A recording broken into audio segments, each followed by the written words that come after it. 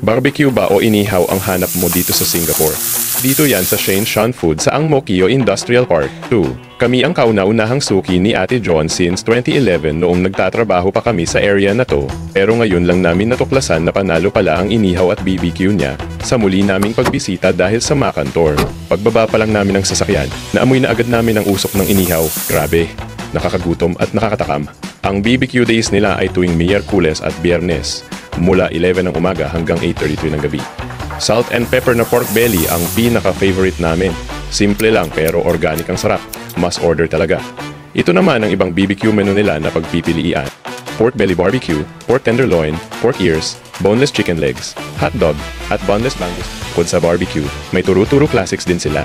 At dahil araw-araw ay iba-iba ang tahe ni Ate Joan, mainam na i-follow mo ang Facebook page na o ang post niya sa Hungry Pinoy SG Facebook group para sa updates ng menu of the day niya.